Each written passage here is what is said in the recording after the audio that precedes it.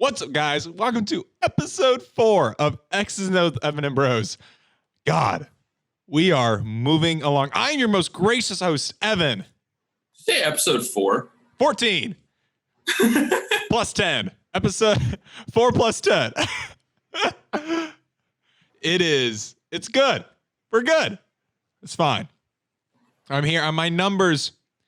All right, real quick. Joining us through Zoom, Mr. L. Daddy Sailor.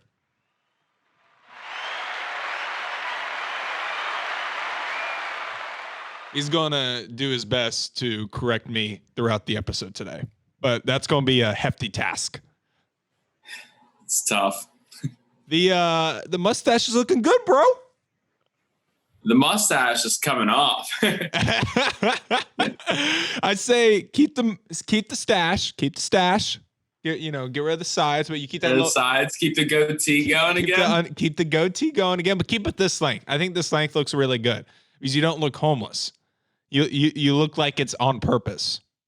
Versus problem with facial hair. I don't think some people understand that where they're like, oh, more facial hair makes me look older, or more facial hair makes me look manlier. No, if it's not growing in right, if it's patchy, it's gonna look disgusting. It's gonna look like Jason Tatum beard, like Jason Tatum's beard.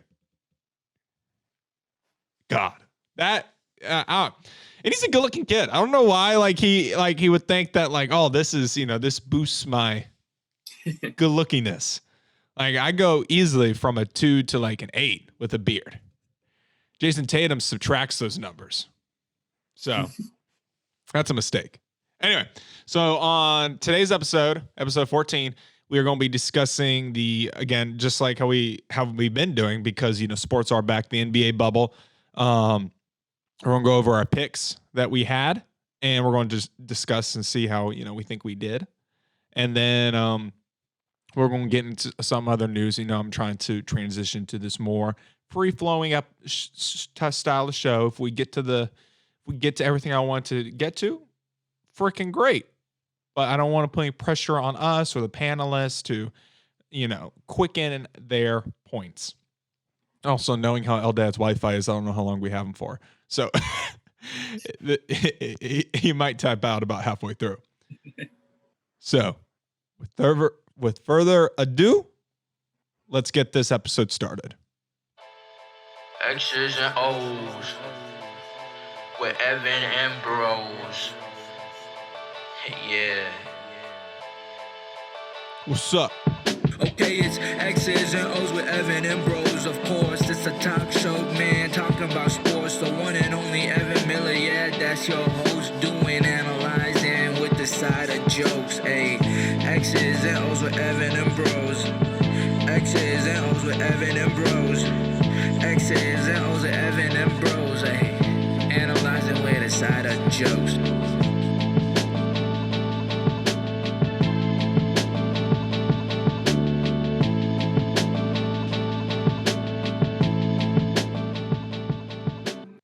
All right, do you have our picks up? That was your time. That was your 30 minutes to pull those up. All right. I do now. All right, good. So we're going to start off Pelicans Kings, right? This is Thursday. So we shot Thursday. We gave our picks, and then obviously we didn't know the outcome of these games yet. But I recall I picked the Kings. And so we shoot, and I go about my day, and I'm at the gym. I'm working out. Okay, I'm getting good pump in. And Dad shoots me a text. He's like, Bogan Bogdanović. Freaking lights out. I checked the score. It's like 40. It's like 49 in the first quarter. The Kings have not missed a shot. He's like, this can't last forever. My Sacramento Kings win. They beat the brakes off the Pelicans. I turned the game on when I got home, and it was like they could not. The Pelicans have a defensive issue. even though they probably have one of the best, not one of the best. I think Lonzo doesn't give enough effort in defense. I think we want him to be one of the best defenders, but he doesn't. I don't think he tries as much as he possibly can. Drew Holiday obviously is. But they have and I know they drafted Jackson Hayes last year to be this anchor of the defense. Like, so either they got to give him more minutes and just let him try, because he's still only getting like mop up minutes. He's getting like 10 a game. He is not getting important. The game's already out of hand, or it doesn't matter. And Derek Favors is good. I'm not taking anything away from Derek Favors, but he's also an undersized center, and they're not that skilled offensively yet where you can be like Houston, where you're playing this small ball. You're not, your guys aren't putting up 40 like Russell Westbrook or James Harden. You guys are putting up 25, but you're also your best player. You can't keep him on the court because it looks like he is 300 pounds. So I picked the Kings. I'm not shocked. I knew this was going to happen. I'm freaking Oracle. Eldad, any thoughts on your Pelicans team that you picked? His internet's being wonky. That's fine. I don't need his thoughts. Real quick, top performers from this game. Brandon Ingram, 24. Zion, 24. Zion shot 10 or 12. Eldad, you might have to drive over here, bro. I'm back. Give me your thoughts. Before I go away again, this pick really pissed me off. You said Bogdanovich is going to go off for 30. He hadn't done that. And he did. That would be like his career game. And of course he has it there. Goes 1 of 15 the game before. And of course the Kings just, because the Pelicans suck, the Kings hit like 45 threes and win. Dude, it's like I'm the host of a sports show or something. Like I know what I'm talking about. Stupid. I hate the Pelicans. I hate that team. That's why I picked them to make the playoffs. I picked them to get that 8 seed because I just figured the NBA would will them in. And at this point, I'm picking against them every game. It doesn't even matter. Yeah, they just can't defend anybody. Well, and even when they're close, they don't even put their best player in. So it doesn't even matter. And I think Zion's out for the next game I saw or something like that. Like he was out against the Wizards, but that was probably the Wizards. Yeah. I would rest against the Wizards too. All right. So let's keep it moving. Pacers, Suns. Both teams came in undefeated in this matchup.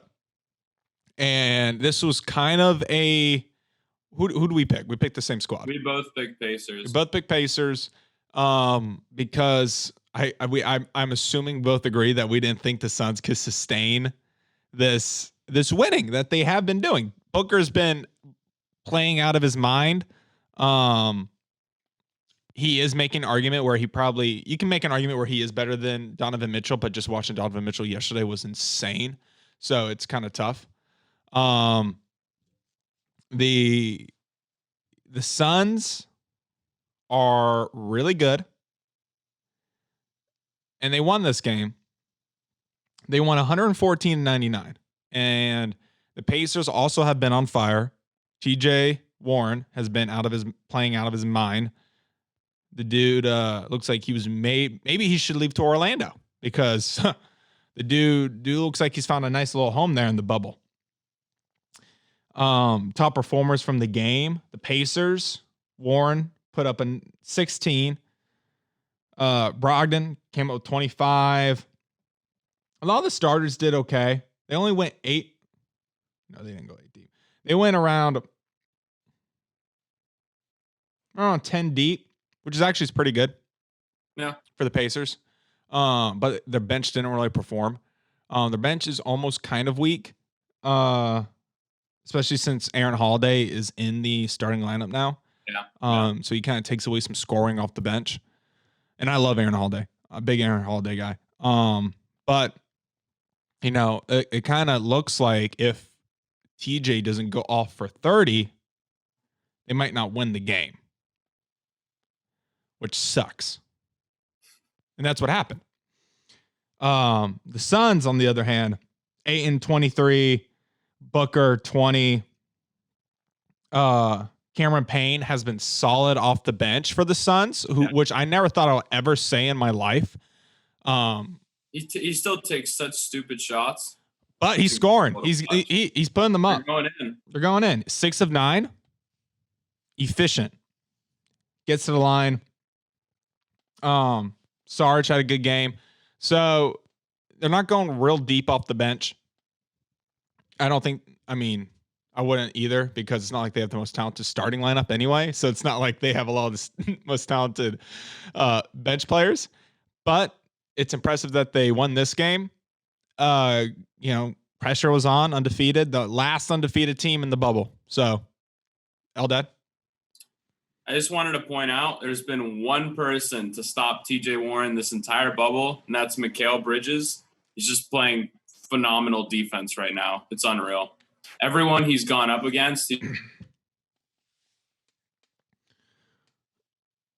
So TJ, who's basically Michael Jordan right now. He is. It's like they're doing the filters or whatever. It's like it's like TJ Warden, but then you rub the glasses and it's like Michael Jordan. He is playing. We'll get to the game later, but the Lakers Pacers game last night, he was, silly.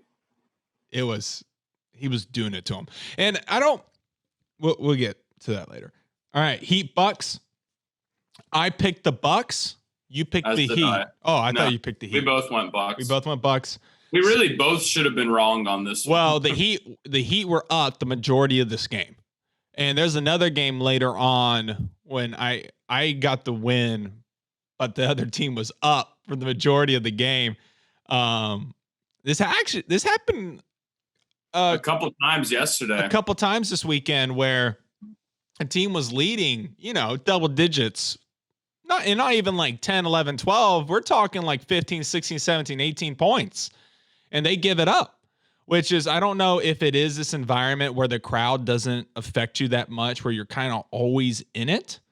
Even last night in the Mavs Bucks, which we'll get to, pretty big leads blown. Yeah, so it's kind of, that one was a really big one blown. So Bucks end up winning 130-116. I know that kind of sounds like a blowout, or a double-digit win, 14-point win, but still, it was a close game, and the Heat was up the majority of the game. Yeah, Devin Booker also did not play. I don't know how much. He doesn't play for either of those teams, so. Not Devin Booker. Jimmy Butler did not play for this game. Jimmy Butler. Thank you. All right, just keep correcting me. Highlights: Duncan Robinson. He looked like he could put anything in the net. Dude's incredible. Too bad he's already like 27 years old or whatever. That does suck. For the Bucks, obviously Giannis came up big, 13-17. Middleton came up huge, 33 points, 9-14, 5 from 6 from 3. That dynamic duo, they're looking great. They're looking polished. I've also liked what I've seen from Brook Lopez. Every time I watch a Bucks game, he seems like he's coming up pretty big. So I enjoy seeing that. Eldad's internet is wonky. Yeah, so Bucks pull out the win. They came back. Happy for the Bucks. I'm probably almost going to pick the Bucks almost in every game, because they do have, most likely the MVP of the league in Giannis Antetokounmpo. Close name. I almost got it. Giannis. Way easier. See if he reconnects. There you are. Quick thoughts. Heat Bucks. I think it was basically a tied game with like 5 minutes left to play. And then I think that's when you really saw the Heat just not having Jimmy or Dragic just really killed them. A closer. Just in terms of having a closer out there. I think the Bucks went on like a 20-2 run basically to end the game. So I don't know, but Heat fans kind of call the third quarter the turd quarter from what I've seen, because they They're like the opposite of the Warriors from like years past, where like you could have been up 20 on that Warriors team, and then you'd be down like 15 going into the fourth. Whereas this Heat team, they could be up 30 and then tie game. Third quarter. Just real quick, do you have like a router or a? Oh, he's gone again. This man's internet blows. Good thing mine doesn't. Well, you got what you said. But moving on, Clippers. He's moving. He's on the move.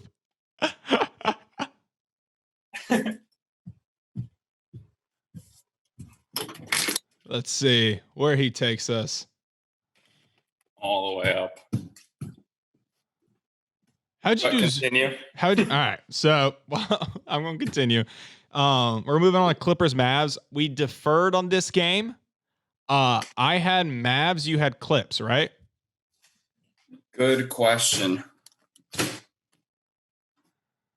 We both had Clippers. Oh, damn. All right. Man, I'm wrong. We picked a lot of the same teams. All That's right. the router. All right. Clippers, Mavs. We both picked Clippers. Thank God, because I was thinking I picked the Mavs. So good. And this was another game where the Mavs were up on the majority of this game. And then the Clips came back. Huge game from the likes of Kawhi and Paul George, both respectively. But Kawhi did put up 23 shots. Pretty impressive. I guess Paul George, 21. Kawhi shot 50% from three. It's kind of crazy. Again, we were talking about this argument earlier. I feel like Kawhi is one of those players where he gets... I still think he's either people underappreciate him or overappreciate him, if that makes any sense. Like, I think people either have him underrated or like overrated. You know, he's not the best player in the league, but he's also not chips either. You know, the famous words of Sam Dromsky. He, you know, he's definitely a top 5 player. It just depends on your preference where you want to put him in your top 5. But yeah, he's still, I mean, the dude's deadly. He can definitely get his whenever he wants. The Mavs, Porzingis another 30. Doncic 29. Porzingis has been playing out of his mind in this bubble. Pairing him up with Luka. Thank you so much to the basketball gods for allowing this to happen. This dynamic duo hopefully will be, you know, dominating the league for years to come. And but you know, they let this game out. They have the lead. So hopefully come playoff time, the Mavs can make some magic happen. I would love to see the Mavs do something crazy. Eldad, thoughts?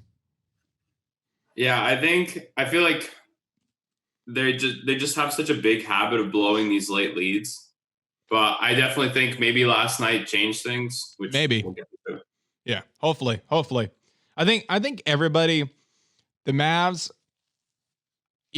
So I don't know if you heard me say how I think Kawhi's still like overappreciated. Yeah, He's either over or under.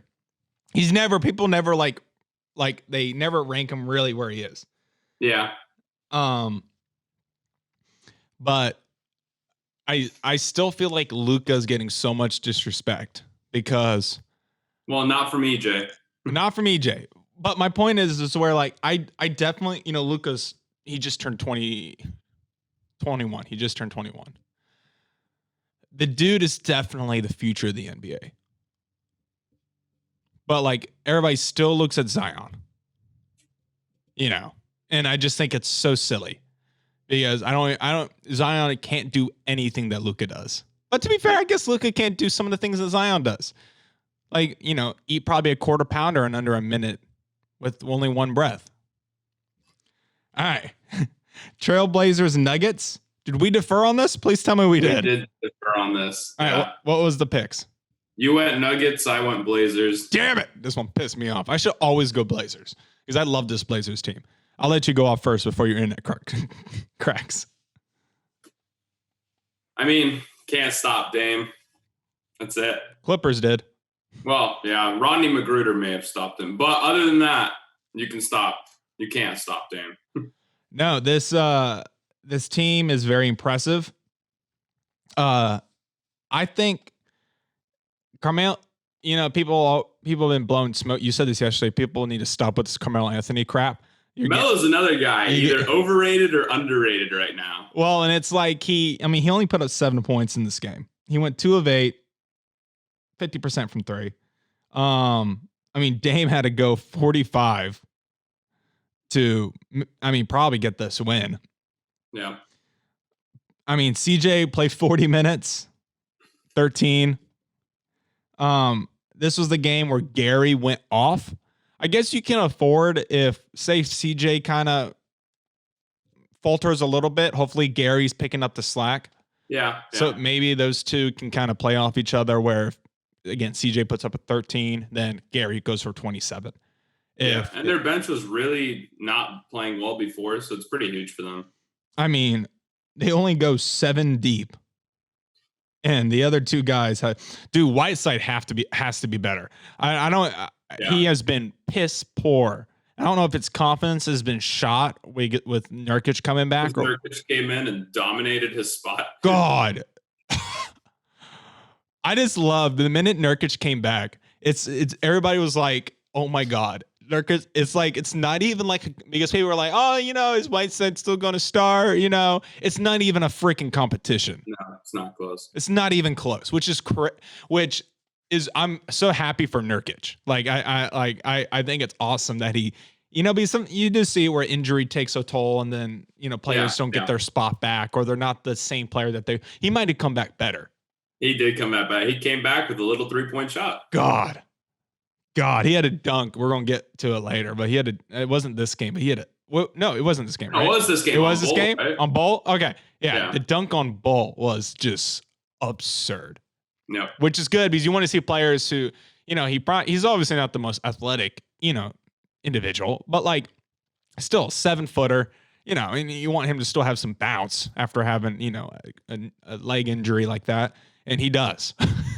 He does have still the bounce. So he put up 22, 7, 4, and he's been a beast on the defensive end, which I think people were not expecting. I think they were thinking he's going to be offensive center strictly, and then obviously Whiteside come in and do the defensive side. But he has been averaging, at least over 2 blocks. He's had 6. He had 6. He had 2 in this game. He had 6 twice, I think, so far this bubble. Dude's been playing out of his mind. And then Nuggets. Porter still is doing this impressive tear. I think he's still averaging 30 points so far in the bubble, which is still absurd. He's at 25. 26-ish. Yeah, around 26, 10 rebounds, and shooting over 50% field goal percentage. Yeah. The dude has been playing really good, and I'm hoping that again he can maintain this speed. And he played really good in the Jazz game. So it's looking like this might be a thing that does not change. Maybe when Paul Millsap comes back, obviously everybody's shots are going to go down, but hopefully not by much. If Millsap shoots that much though. It's a good point. All right, so Eldad took that one. Lakers Rockets. We deferred on this one. No, we both went Rockets. I'm such an idiot. Do I even know who I picked? All right. I could lie to you this entire time. I know. Thank God we both went Rockets. And this was before knowing LeBron was out. We still picked the Rockets. And AD has been hot garbage. And this was his chance to prove the doubters wrong. And I tell you what, Anthony Davis against the smaller lineup Rockets cannot get 8 shot attempts. Yeah, I agreed. That's been a theme though. He's done that twice, 2 or 3 times this bubble. Well, he's had 2 times where he scored 8 points. Yeah. He's either Kareem in one game and then Kwame in the other. It's incredible. Well, it's like we're gonna get to the Pacers game that was yesterday, but the dude just, I don't know. If we had to redo, and we probably will before the start of the playoffs, we're going to redo rankings for our playoff teams. Obviously the Lakers have clinched number 1, but we're going to redo our rankings. And I mean, this Lakers team, maybe they found something in Quinn Cook. We're going to get to later. But shooting is always tough. Yeah. You're really kind of looking at LeBron and AD, and they have not looked extremely good compared to other duos in the league. Yeah. If I'm counting on Damian Lillard to get 40 or LeBron to get 40, who you betting? Dame. Yeah. Russell Westbrook, James Harden. I mean, I count more likely Gary Trent Jr. to get 430 than LeBron James at this point.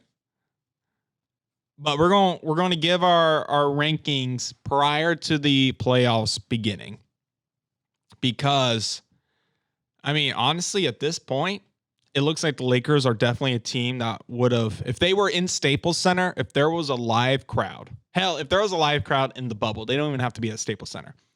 If they were feeding off a live crowd, I would still have them probably at number 1. But that is not the reality we live in. And I got to call how I see it. This Laker team looks like trash. Their shooters can't shoot. Their bench sucks. That's the sad part, man. I'm going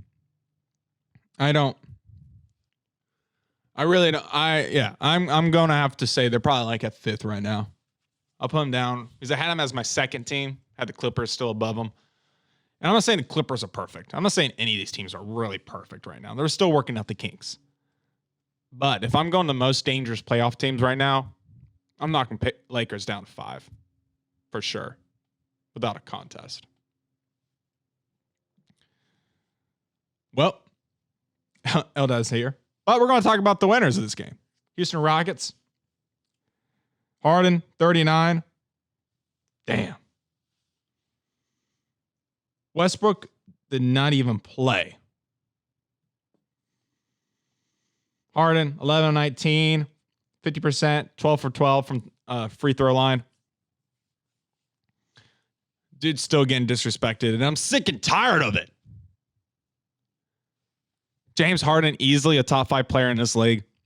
No question.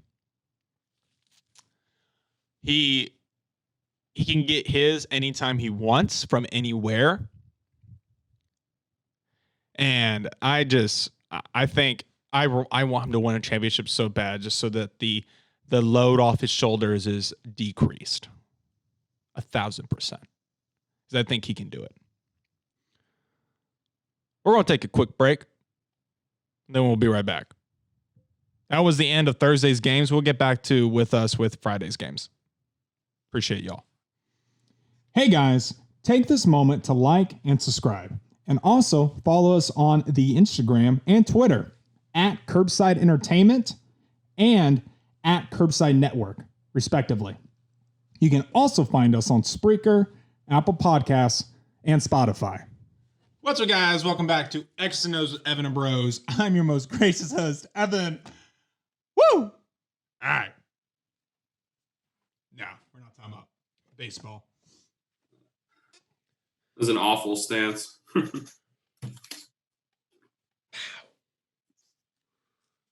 clear I've never swinged a bat before. See if I can.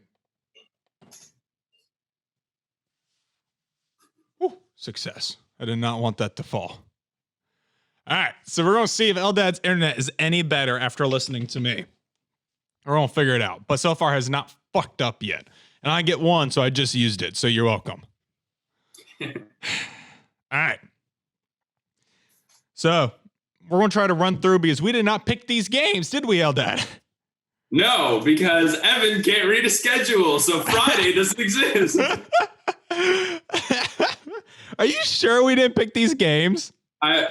We got to go back to the footage, but I have no recollection. I was on Friday. I was like looking at the games and I was like, when did these games happen? When were these supposed to happen? No, Eldad, we definitely picked Kings Nets. No. I didn't even know that was the game until that morning. Well, thank God, because I would have picked Kings for sure, and the Nets beat them. Yeah, so. Me too. I'm glad we didn't pick that. So I'm good. We didn't. I'm glad. Yeah, me too. All right. And I probably would have picked Jazz over Spurs, but Jazz suck, man. All right. So we're going to run through these games real quick because we technically did not pick them. So real quick, first up, Spurs Jazz. Spurs won 119 to 111. I don't know how close this game was. I did not watch it, but if we were doing pick 'em, I would have picked the Jazz. So screw. It was a kind of a blowout near the end. Near the end? Yeah, I think Jazz just kind of trimmed it. Yeah. But Derek White has been playing really well for the Spurs. He's really kind of showing out in the bubble right now. Well, almost everybody is. Besides if you're not named LeBron. Anyway, but Jazz lost. Jazz have dropped. I think they're 2-5 in the bubble? Thanks. Because I think that, or are they 2-4? Because I think they were 2. I think they're 2-3 before the Nuggets loss. Yeah. Because I think the Nuggets were 2-2, and the Jazz were 2-3, and now I think they're 2-4. These bubbles are also going pretty fast. We're about to start. I mean, the playoffs are kind of right around the corner. Yeah. So good. More basketball, the better. Thunder's Grizzlies. This is another game I would have start 0-2 on the day because I definitely would have gone Thunder because I thought the Grizzlies had no freaking chance anymore. The Grizzlies looked great that game. It was such a close game, and then immediately at a half, I think the Grizzlies went on like a 20-0 run just to take the game. So why? Well, I guess Brooks was finally playing better. Yeah. Their bench played really good. Zhang and Clark both. And Allen and Grayson. So Grayson's been playing pretty well. Yeah. So I guess that had to do with it, but they did end up beating the Thunder 121 to 92. So pretty wide margin. And no, it was not close. After the Thunder smacking the shit out of the Lakers. So this was kind of surprising. I mean, I guess I could see the Thunder being on a high and kind of throwing this game. Well, Steven Adams was out, and I think that was just huge for them. Yeah. All right. Nets Kings. Nets won shockingly. I would have started 0-3 on Friday. All of them would have been off. 119 to 106. Nets kind of spanked the Kings. Kings, I had so much faith in you. You won you beat the Pelicans. I'm happy I did not call this game. Thoughts? I hate the Kings. Okay. It would suck to be a fan of them. 76ers Magic. This is the first game without Ben, if I'm mistaken, right? Without Ben in the lineup. Yeah, I think so. Tobias Harris, 23. Joel Embiid, 23. Al Horford with a surprising 21. Yeah. Rewind the clock, big man. Alec Burke finally got good minutes. And I still don't know why they never played him. They traded like 3 second rounders for Glenn Robinson and Alec Burks and just didn't play them. Yeah. Finally has played and came up with 22, got 15 shots off. That's really good. I think 3 of 7 is a good clip. I'm not mad at that. That's right around 35%, something like that. Or it's under because 3 would have been 33 out of 6. So it would have been probably right around 30%, 28, 30%, somewhere around there. So, I mean, it's not that great of a clip. 3 of 7, I would take that shit. You don't think you would take that? The Lakers would give a left nut for that. That's true. If Danny Green went 3 of 7, that's what I'm saying. Any game from 3, they would take that. They would so take that. So 76ers have definitely underperformed, especially because everybody thought since they technically won't be playing away games and they had like the best home record in the league, this is going to be a no-brainer. Embiid has been playing otherworldly. He really has been. So I don't want to take anything away from Embiid. But now that Ben Simmons is out, probably indefinitely, the 76ers season is pretty much lost. Unless, I mean, who knows? Maybe Tobias, because Tobias is really, borderline all-star caliber player. Yeah, if Horford plays like that, they've got a chance. They have a chance. But this, we saw a report. We'll diverge from the schedule a little bit, and I'll let Eldad take it away because he's the one who informed me that I don't know where the hell this was reported or who threw this out there or how this got thrown out there, because I don't think it was the 76ers camp. Excuse me. Way it was done. Because I think they're almost hell bent on making this Ben Simmons, Joel Embiid relationship work, which they should be. I think when you have when you have two guys where they're arguably generational type talent, you have to go all in. You just can't. Yeah, you can't waste it. So I think you almost give them one more year, especially after this injury. You won't hear, and they just signed Ben Simmons to like a 5-year deal. So I mean, it'd be silly. But take it away, Eldad. I'll let you. Yeah, the Cavs apparently think they could put together a pretty enticing trade package for Simmons, which when I saw the notification, I was like, there's nothing I would want from the Cavs. But the more I thought about it, I was like, throw in like Con Sexton, Kevin Love, your first rounder, Garland. They said Porter Jr. was the only one they did not want to trade. He was basically their only untouchable. So would Sexton come in and play the 1? I guess, yeah. See a better 1 or 2? I feel like a better 2, but he's just so undersized for a 2. Yeah, I know. I agree. He's like Trae Young levels of defense, which is weird because I always see him kind of trying. He tries. It's not like he's one of these guys that doesn't try. Yeah. He does try.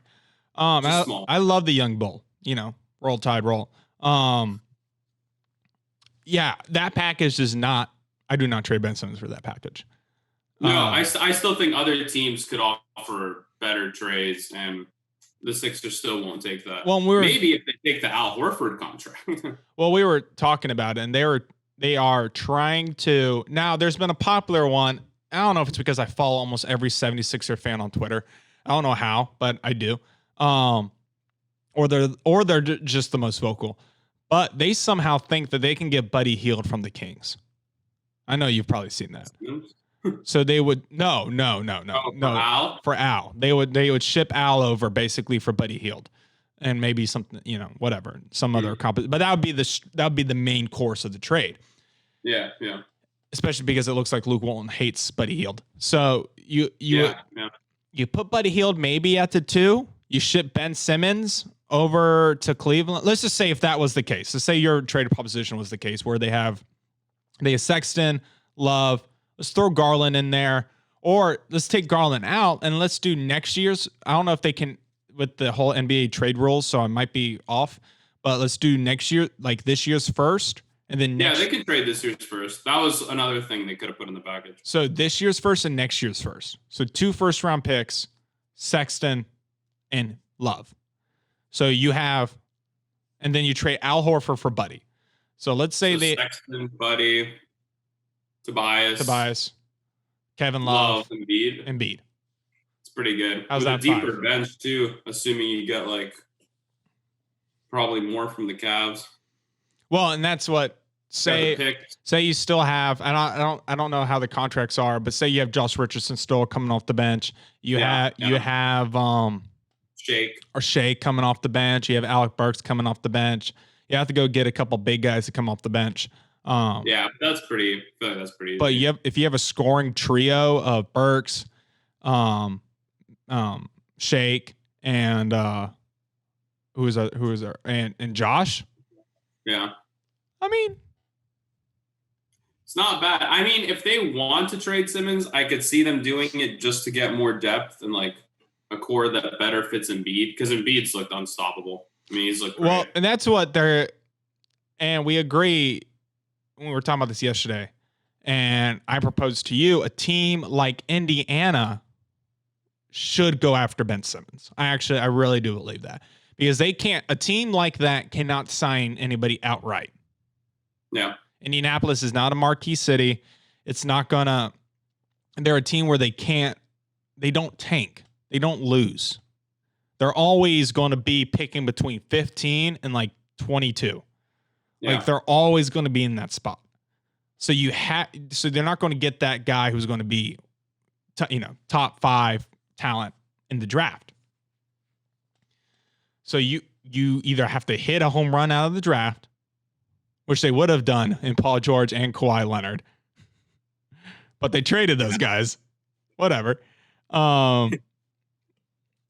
But say you trade Brogdon, throw a bonus in there, and then maybe Sabonis an all-star who can stretch the floor as a 4. Brogdon, who can shoot very well. We just saw him fit 5 of 7. Oh, it'd be great for the Sixers. I think and they're both entering their prime, or in their prime at least. Brogdon like age 27, who still has probably good, 3 to 4 years of his prime. Same to deal with Sabonis, who's young, 24-year-old. Him and Embiid can, just like how Ben would, grow together and be in that Sixers locker room for, who knows, 10 years maybe, depending on health. I like that one. I love that one, to be honest. And the Pacers need to figure out something with Sabonis or Turner. I think they should probably keep Sabonis, but he probably has more trade value now. Well, that's what I'm saying. I agree where Sabonis is probably the better player to keep out of Turner and Sabonis. But I think if you could get somebody like a Ben Simmons, a defensive core of Miles Turner, Victor Oladipo, and Ben Simmons. Yeah. And Victor's a good ball handler. So Victor would bring up the ball just as much as Ben would. Yeah. So Ben would still keep Bubble Warren. And you keep TJ? I think that would be a good win for both teams. I really do. Do it. I mean, I like that one. I think that one has a possibility of being something really special. Moving on. Let's go to Wizards Pelicans. Oh, and I think this kind of Jonathan Isaac injury really is going to hurt the Magic. And after the Magic being really good in the bubble, I actually see them starting to. You're going to see the downward spiral of the Magic. Yeah, I think we've already started to see their interior defense just is not good anymore. Yeah, it's sad because they were playing really good. They're technically, I guess you can say, they have home court, and so it sucks for them. Yeah. Moving on, Wizards Pelicans. I mean, I probably would have picked Pelicans here, but it would have been a no faith. I would have not been surprised if the Wizards pulled this one off, just because Pelicans suck ass. They won 118-107. Quick thoughts on this game? I mean, when you're playing the Wizards, you can do whatever you want. Rest Zion. Probably could have rested Brandon Ingram. I don't know why the Wizards are there. I never knew why they were there in the first place. Now they have a worse record than the Hornets. It's just, I would have picked the Pelicans just because it's the Wizards, but I don't even want to speak about these teams. All right. Then we'll move on to the last matchup, which could be an Eastern Conference Finals preview. What's their seeding right now? Do you know? In the East? Yeah. Raptors are 2, Celtics are 3. All right. So conference finals. Semifinals.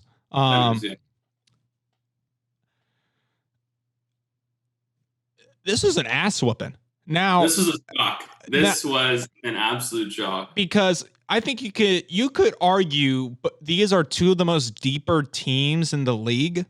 Yeah. They both coaches, Brad Stevens, Nick Nurse, utilizes their benches. For rightfully so. They're both really good benches. And so almost everybody played in this game for the Celtics.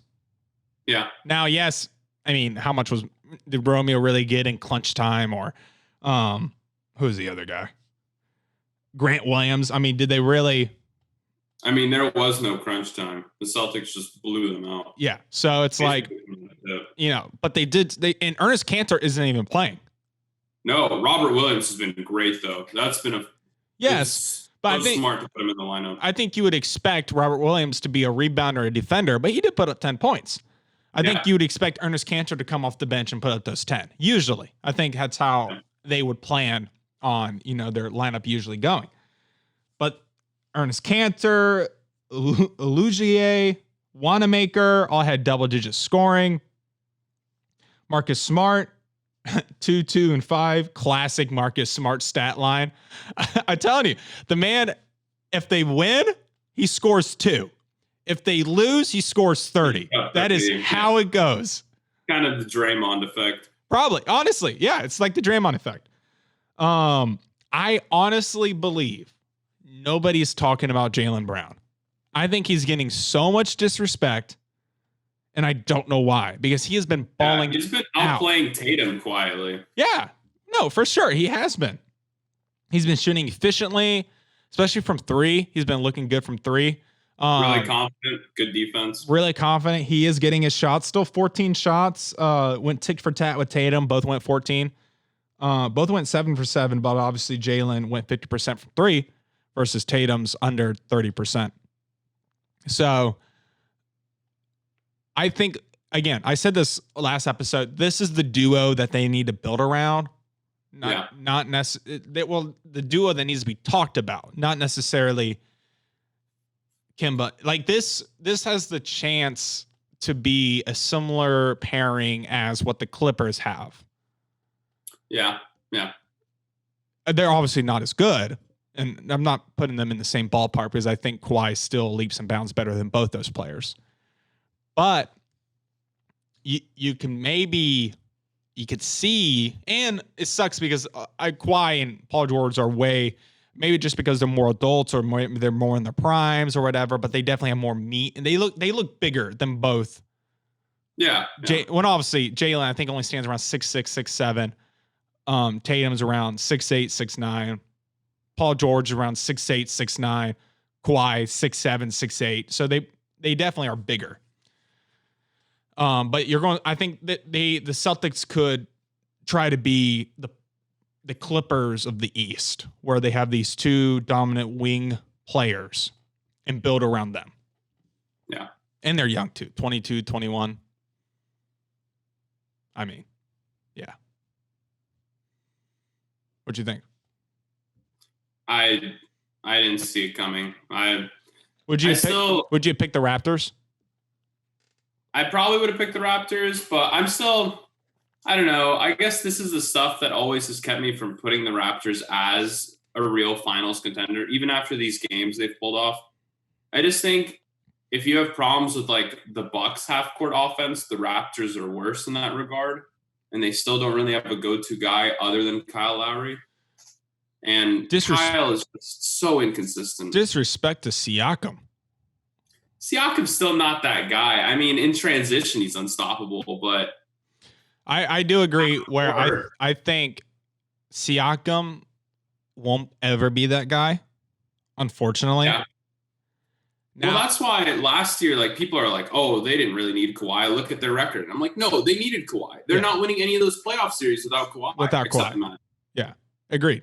And that's why it is important to Siakam's going to be a number 2 for his career. A really good number 2. I'm not taking that away. He's going to be a really good number 2. Elite number 2, but he's not an A guy. Unless he develops more, which he's kind of like 26 already, I think. Yeah, but there's always a chance. I agree. And he could, because he has developed extremely for the last 2 years. Yeah. But I think we are seeing what Siakam is, and he is going to be an elite number 2 where he needed that Kawhi. Now, maybe if the Raptors can pull some kind of coup and get Giannis next year and pair Giannis. That would be impossible to score on. I don't know how you score on that team. Pair Giannis up with Siakam. Is that better than Giannis and Middleton?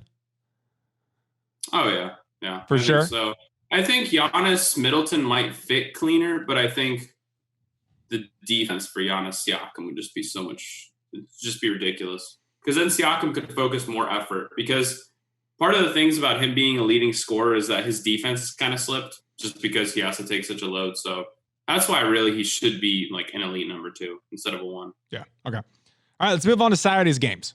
These we did pick. Yay. All right. So start off, Clippers, Trailblazers. Who do we pick? We both picked the Blazers, which is a massive disappointment. We pick against the Blazers, and then we pick the Blazers. You picked against the Blazers. I picked the Blazers both times. Well, this is how I usually figure with the Blazers, right? If I give them one game, they're going to lose the next game. So Yeah. I flipped it, unfortunately. But this was close. This was way, like Shouldn't have been. we had Shouldn't have been close. we had a chance. We had a chance in this one. So we both technically dropped this one.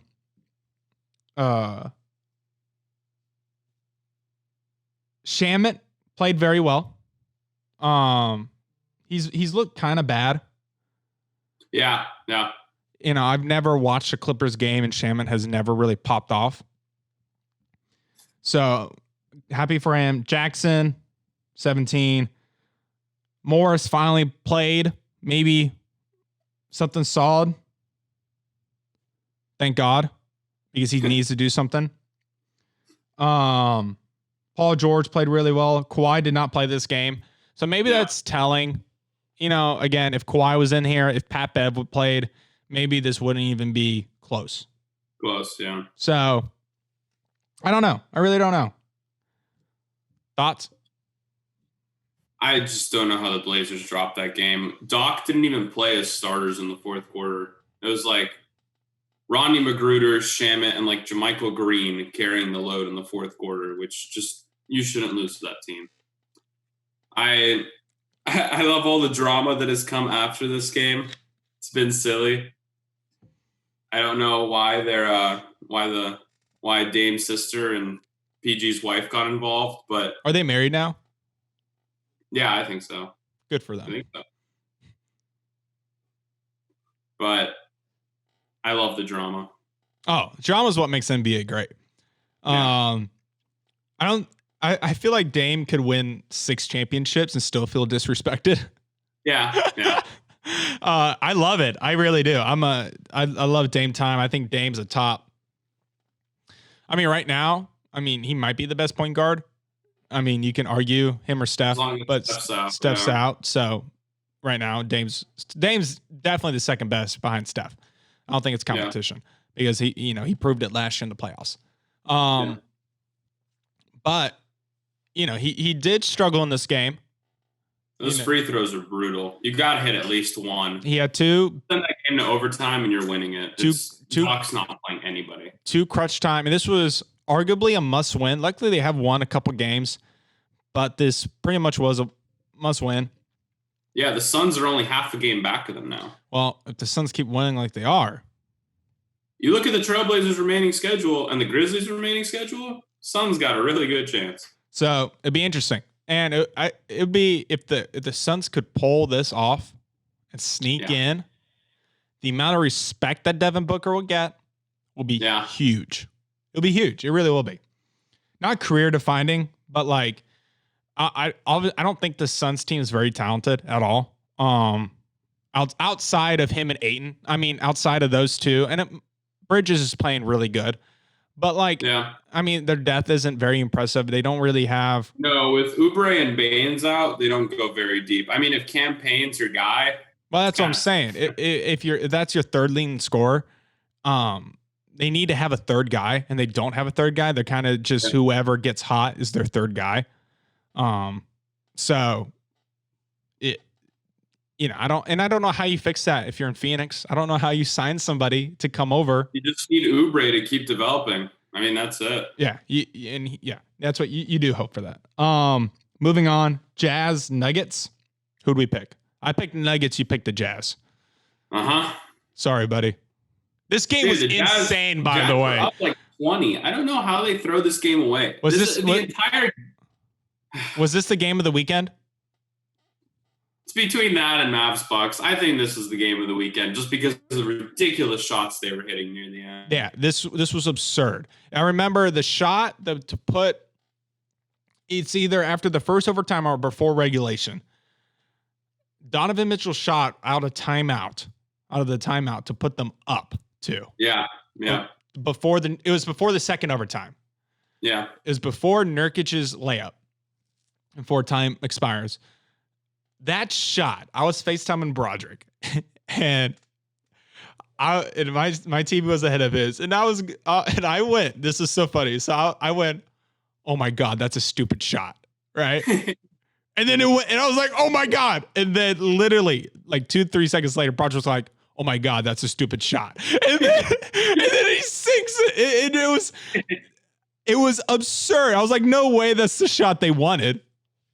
But they got it. And then obviously Nurkic with the sweet little move. Jokic with the sweet little move. The Joker. And to the basket and just drops it in. Start the clock. Kind of wish he slammed it, but don't know if he would have got it off if he slammed it. And then they go to second overtime, and the Nuggets pull out the win. Jamal Murray, you could tell first game back, tired legs, man. Tired legs. He was in that first and second overtime. He hit the court more than I've seen anybody else hit the court. Yeah. But it was freaking, and they kept giving him the ball. They kept doing. They did keep going to him. Picking handoff. Really, it wasn't really. Nurkic was not really rolling to the rim. It was more just a pick and handoff. But damn, he had some guts. And after watching that, I like Jamal Murray. He's kind of silly sometimes, but I think he kind of has a bigger head than he needs to have one. Yeah. He's good. He's not elite yet though. Get in the All-Star game first, and then you can have, but kudos to him because now I'm a fan because the way he dug deep and hit that fader that pretty much iced the game with like 3 seconds, whatever it was ridiculous. He only had like 3 seconds left on the shot clock. It was the inbound and the step back three. Yeah, it was absurd. What do you think? That fourth quarter by Rudy Gobert might have been, and I'm a huge Rudy Gobert defender, huge supporter. That was one of the worst fourth quarters I've seen by a player ever. There's no reason. It felt like both teams were trying to throw the game. Like the Jazz could not make a shot until they were down and there was no pressure on them to make a shot. And then the Nuggets just kept making like stupid decisions to let the Jazz come back in. Like it never should have gone. Was it regulation or the first overtime where Donovan Mitchell got that layup to tie the game? I think it was regulation. Where he went the length of the court. That should never happen. It was so easy. It was a joke of a layup. And then Murray missing the free throws at the end, although he was tired. But like it's another opportunity for the Jazz to put something up. We're going to take a quick break. And then we're going to finish up this schedule. We'll be right back. X's with Evan and Bros. Thank you, guys. Hey, guys. Take this moment to like and subscribe. And also follow us on Instagram and Twitter at Curbside Entertainment and Curbside Network, respectively. You can also find us on Spreaker, Apple Podcasts, and Spotify. What's up, guys? Welcome back to X's with Evan and Bros. Joining me through Zoom, and we fix this internet connection because I'm a freaking genius, is Mr. Daddy Sailor.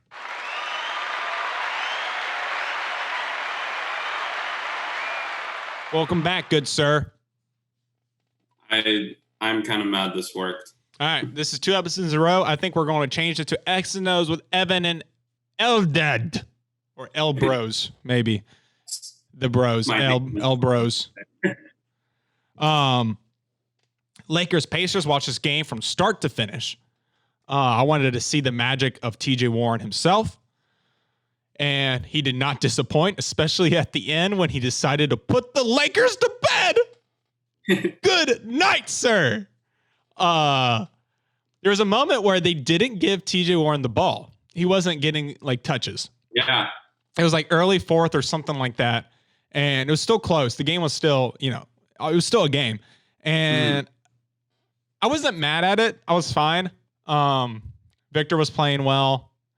Brogdon looked good. So I wasn't extremely upset, but I was like, well, just give him give it to him here and there because there was like a few possessions in a row where they were not touched, where he did not even touch the ball. And Miles Turner got to stop shooting the three, by the way. Miles Turner had an awful game. He had an awful game, and they still dominated. Not dominated, but the Pacers were, I don't know. When I was watching it, it felt like they were in control. They were in control the entire time, just waiting for them to break away, right? And at the end, TJ had that tough layup. I think Caruso was guarding him on the fast break, right? And he basically strength through and did a reverse layup, which was very impressive. And then on the next possession, hit the three, basically that clinched it, that iced it, and in the mouth of, I think it was LeBron. I think LeBron was on him. It was a pick. It was either LeBron or AD. I can't remember who contested it. It was one of them. It was a deep three, though. It was a deep three, but it was nothing but net. It was gutsy, especially after LeBron had hit that three. I was like, old Pacers teams, they fold right there. Yeah. And so Victor looked really good. Let's start with the Pacers. Ogo looked great. So Brogdon, 24, Warren, 39, Victor, 22. Brogdon had an efficient 24, 8 of 13, looked really good.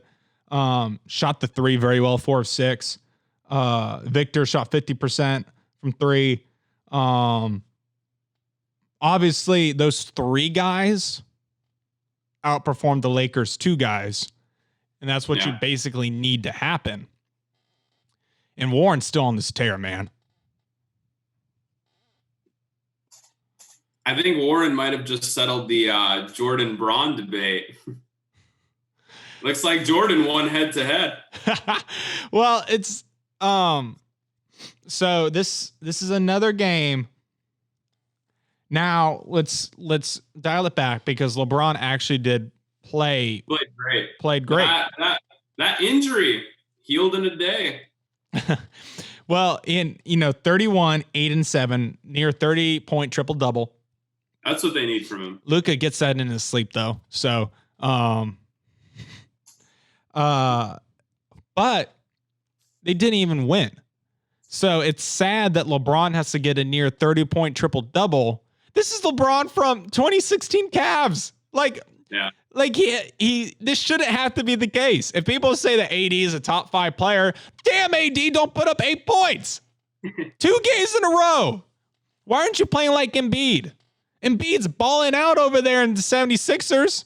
Did you see Embiid's tweet? No, what'd he say? It was basically his tweet was like, not hearing any comments about this stuff, about like AD, and then Jokic only had like 4 points at like the half of the Jazz game. So it was like, well, all right. But Jokic Jokic came up. He sent the tweet too early. Yeah. Because Jokic dominated, but AD did not. No, AD did not. And I mean, to be fair, head to head, Embiid's pretty much had AD's number. Yeah. When they do that, that's not AD. I mean, Anthony. Oh my God. Embiid is actually coming from a place of truth, because he has had AD's number when they play head to head. He dominated the matchup. I mean, to be fair, Embiid's pretty much had a lot of people's numbers when they play head to head. He lives in Andre Drummond's head. He has a fucking apartment room in there. And then, I'm sure he lives in a lot of, he's just a trash talker, and that's what you get. And he backs it up majority of the time. But dude, and the sad part is, do you know what the bench scored for the Lakers? They were great. I remember they were outscoring the Pacers bench by a lot. Like, this is what they actually been looking for. Yeah. Dwight Howard had 10. Dwight Howard had 10 of 12. Dwight Howard bullied Miles Turner. Oh, there was a couple possessions when we were talking, we were FaceTiming, and Dwight Howard was posting up.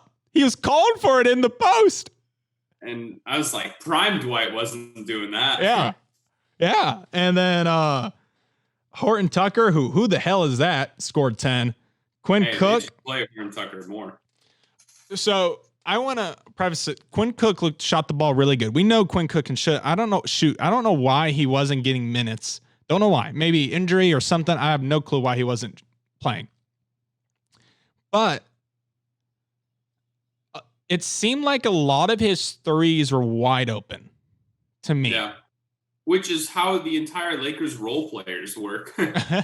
like it seemed like, and now you're right. A lot of the role players seem like they always have shots open, but they just haven't been knocking them down. Quinn Cook got a chance to knock him down. I don't know how open he's going to be against other teams. It just felt like the Pacers were, every time Quinn Cook had the ball, he was wide open. Yeah. So Caruso 5, McGee 5, Caldwell Pope 8,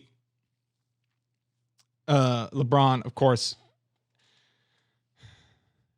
Yeah, superhuman effort from him, but in the end, it fell apart. What do you think? I like that Frank Vogel at least tried to like mix up the lineup. He was like, we're not playing Dion, we're not playing JR. I don't know if I don't think Danny played, but I like that he's at least trying people. I think Talen Horton-Tucker definitely deserves more minutes. I think he can defend, which is basically what they need. I don't know. I mean, if their role players aren't hitting shots and if AD is playing like prime Kwame, there's really nothing there. I mean,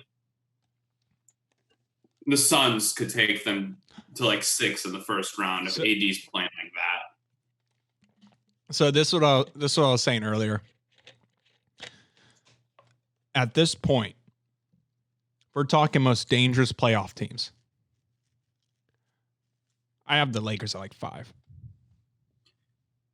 They've looked bad. I don't know if it's like the classic like SEC bowl game kind of we're not motivated kind of approach. No, that's not fair because literally LeBron's the only player that's come out besides really Damian Lillard. But Damian Lillard is every game's personal. All 82 games, 81 games are personal to Damian Lillard. So I don't buy that crap because LeBron, again, puts up 30. LeBron played how many minutes last night? LeBron played 35 minutes. Him and AD both played 35. Don't tell me they're not trying. AD should just say he's not trying. I mean, I have the Trailblazers as a more dangerous playoff team, and they're not even in the playoffs. You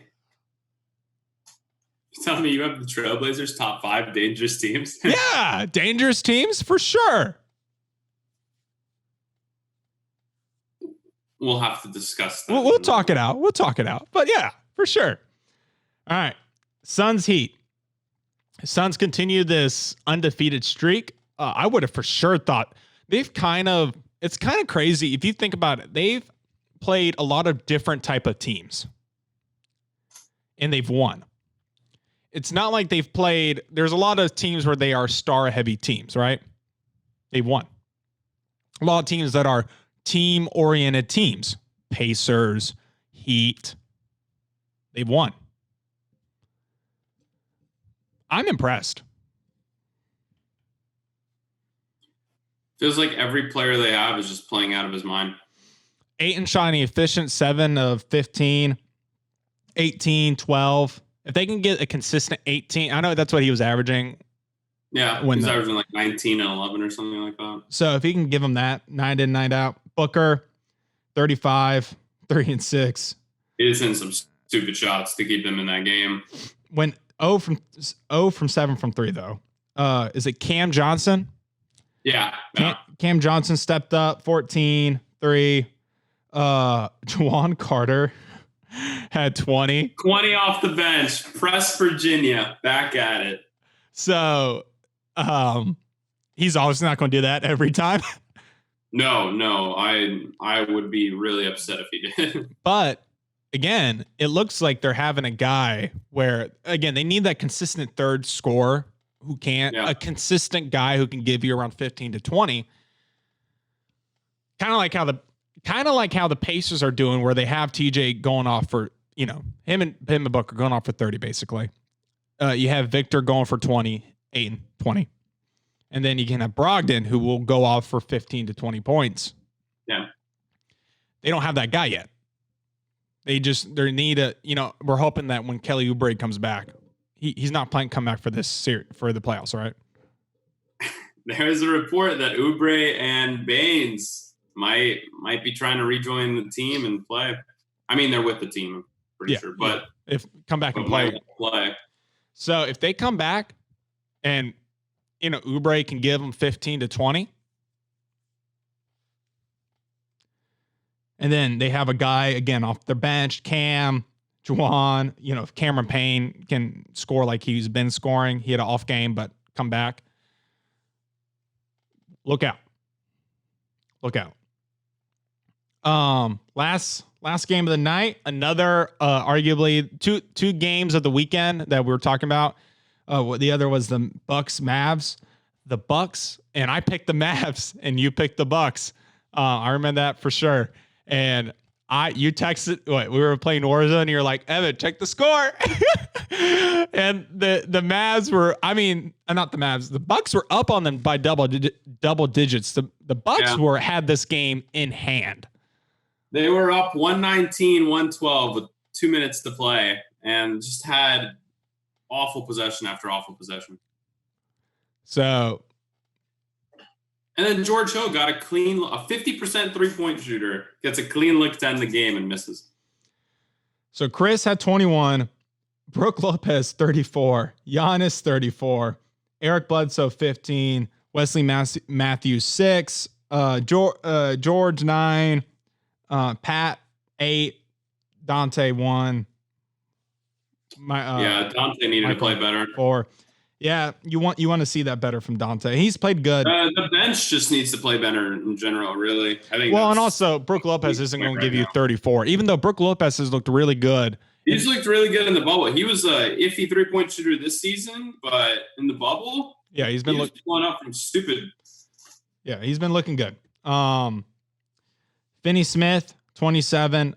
Finney Smith isn't going to give you 27 consistently, but if you can get a guy that could, here and there, split it. Maybe Tim Hardaway plays better. Gives you more than 8. Seth Curry went like 1 of 7 or something like that. So he had to step up, which that's what you need from your role players. If your other role players don't come up in that game, Doncic, oh my God, 36, 14, 19. With him and Giannis, future of the league is in good hands. Future, and again, and the present.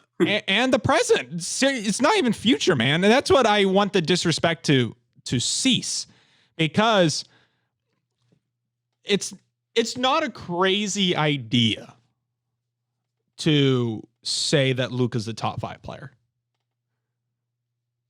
in year 2. Yeah, it's close. He's in that. I didn't have him in that tier of the top 8-ish players. I think are in a tier where you can pick any one of them. But I have him in there now. Yeah. Right?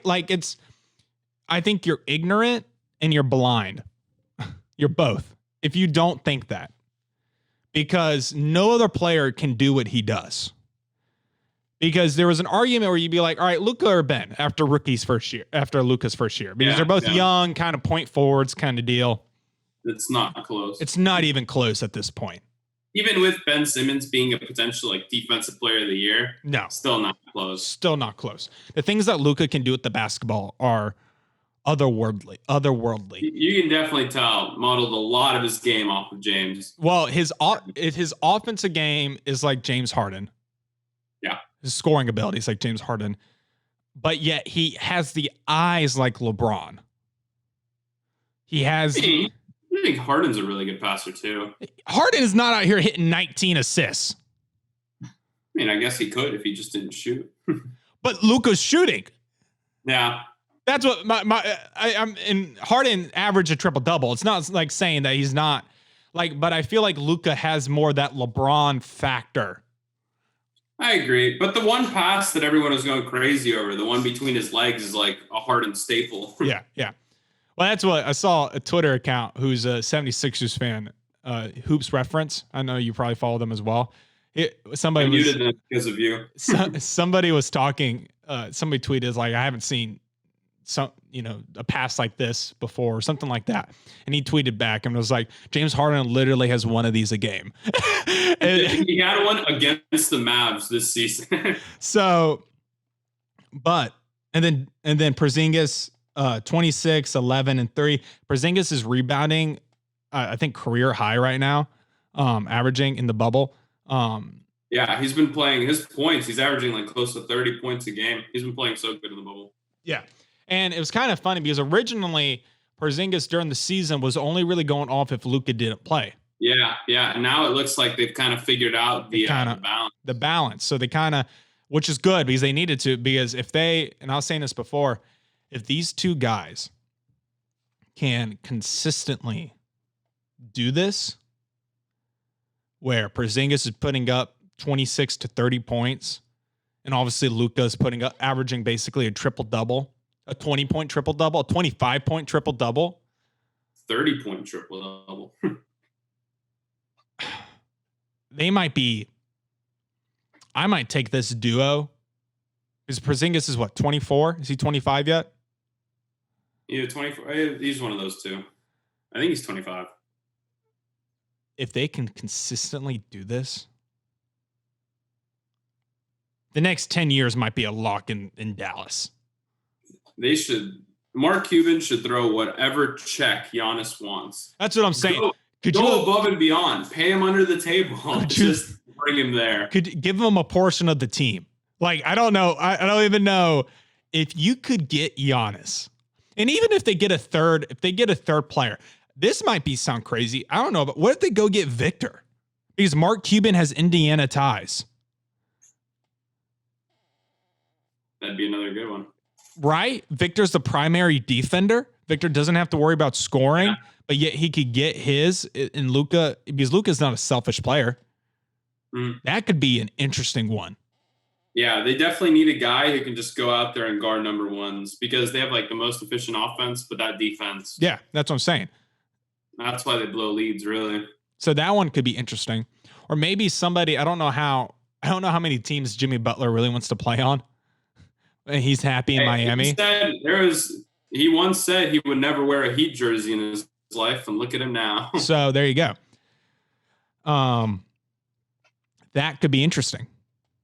There's tons of different possibilities, and who knows? We're doing what ifs, but like, I tell you what, if they could get a third guy, because this duo, if I'm looking at best duos in the league right now, if I'm ranking top 5,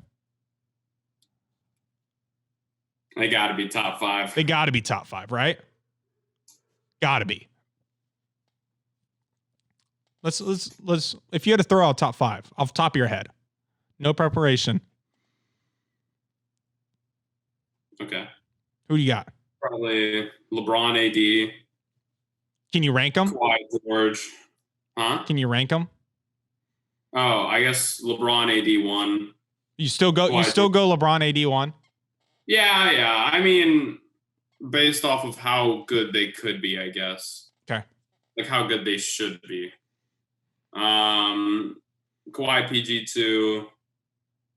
Harden, Westbrook, I think 3. Really? You go them 3? I think so. I think Westbrook, second half of the season, he's just been so good. I think he finally realized, hey, I can't shoot at all. I should just be – the floor is so spaced for him, there's no reason he shouldn't just be driving to the rim every time. True. I respect them having 3. ESPN didn't even have him top 10, or whoever that was, Bleacher Reporter. Yeah, ESPN. I saw that. Oh, it was Colin Coward. But, that's Colin. That's him. I guess 4. Do you put Luka Porzingis at 4? Luka Porzingis. I can't really. Do you put them 4? I think so. I think I put them 4.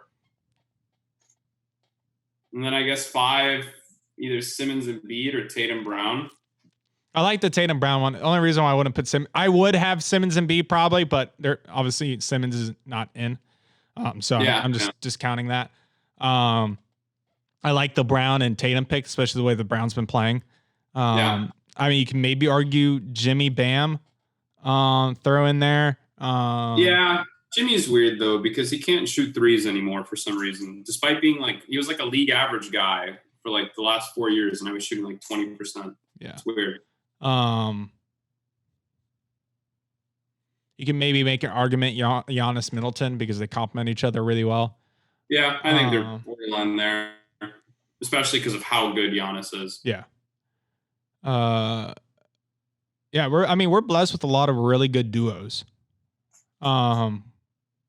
Which I think is almost how the league should be. Steph and Clay is still here. I mean, yeah, instead we're not, but yeah, I mean they've been injured. I mean, I think if you could, I mean, if they were healthy, they'd probably be top 5. Steph and Clay. Yeah. I don't know how you couldn't. Sure. They're 2 first ballot Hall of Famers, so it's just like, how do you not put them? 2 of the probably. I mean, you can argue the 2 greatest shooters of all time, 1A and 1B. So it's all right. We're gonna move on. We're gonna do our pick'em. Eldad, pull up your list. So am I up 1, or did we tie the weekend? I'm up 1. You're up 1. All right. So we're gonna start. Are you ready? Yeah. All right. We're gonna fly through these. Wizards Thunder. I'm going Thunder. Who's favored? Thunder are favored by almost 10. I'm going Wizards. You're so. I think the Thunder. I don't think the Thunder have won as favorites, but they're underdog champs. I'm gonna hate this pick later. I just know it. Grizzlies Raptors. I'll let you go first this time. Raptors. I too go Raptors. They need to win this game after getting that ass whooping by the Celtics. I'll go Spurs Pelicans. Oh, this is 50-50. This is 50-50. That's a big one. Did the Pelicans win 2 in a row? These kind of wins. Did they win 2 in a row? No, I'm going Spurs. I think they've won 1. All right, I'll defer from you. I'm going Pelicans. Even though I've been spurned by the Pelicans. Sweet. I might be able to make up the Wizards game. You go. Magic Celtics, you go. Oh, Celtics. Yeah, for sure. Celtics. Magic had a nice little run, but now they are out. They had Isaac? Maybe. I would still go Celtics if they had Isaac, but it'd be close. It would be closer then. Yeah. 76ers Trailblazers. All right. Back to back Trailblazers are playing, right? Yeah, it is a back to back. I am actually going to go 76ers. I'm going to go Blazers because I think this man Dame is about to just take out all his frustration on Shake Milton. I'm not mad at it. Oh my God. Actually.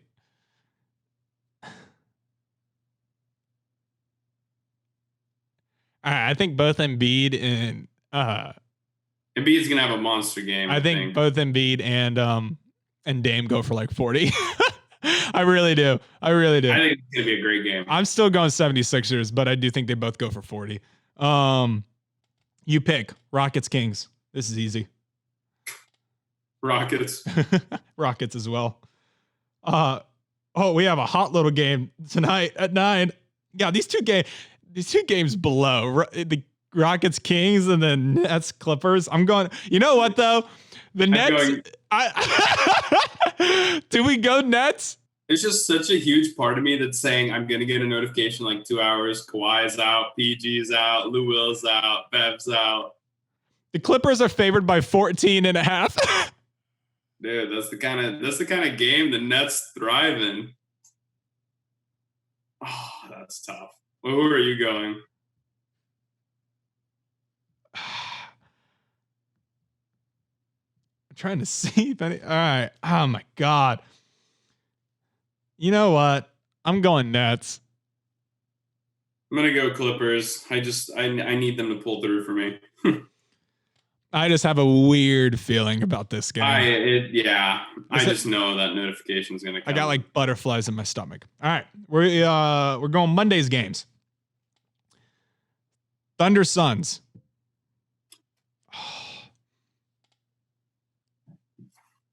Is Steven Adams back? I'm going Thunder. Something tells me the Thunder do end the Suns run. I'm going to go Thunder as well. Fun little game. We picked against the Suns before. How does this affect seeding? Mavs Jazz. Mavs Jazz? Yeah. The Mavs can't move out of 7. They're stuck there. Really? Even if they win this game? I'm pretty sure. It matters to the Jazz. I'm going Mavs. Yeah, I'm going Mavs as well. I just don't think the Jazz have been too aggressive. So I'm going to be real quick. Draymond Green was just fined for tampering. Yeah, it was inevitable. Raptors Bucks. Bucks. I go Bucks as well. Ooh. Jimmy's playing this game. Pacers Heat. Both teams are 43-43. I actually think TJ Warren puts it in his fucking mouth. I'm going Pacers. Oh my God. Jimmy Butler is the reason TJ is playing like this. He said TJ's not on my level. I gotta go Pacers. You gotta go Pacers, right? Yeah. Ooh. TJ's gonna be pissed. Nuggets Lakers.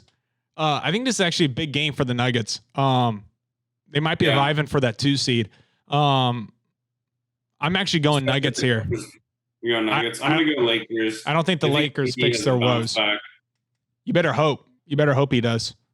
I think Jokic does it to him raw. All right. Real quick, we got a quick NFL story. Darius Geis has been released by the Washington Football Club. And he, for domestic violence, he turned himself in. He choked out. Was it his girlfriend? Who did he choke out?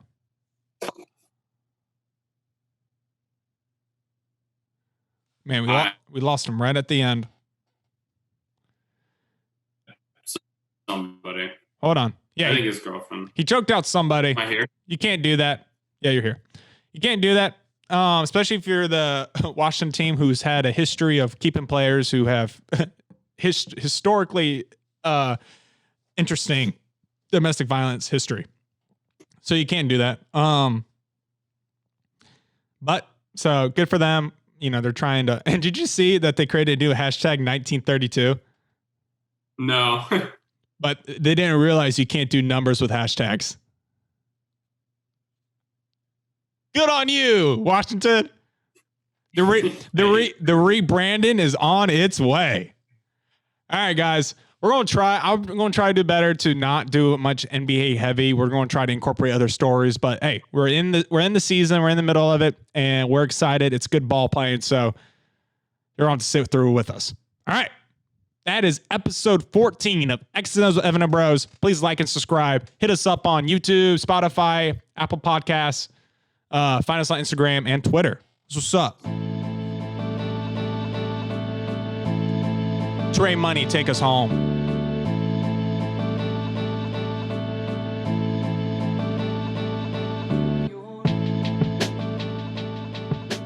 Peace.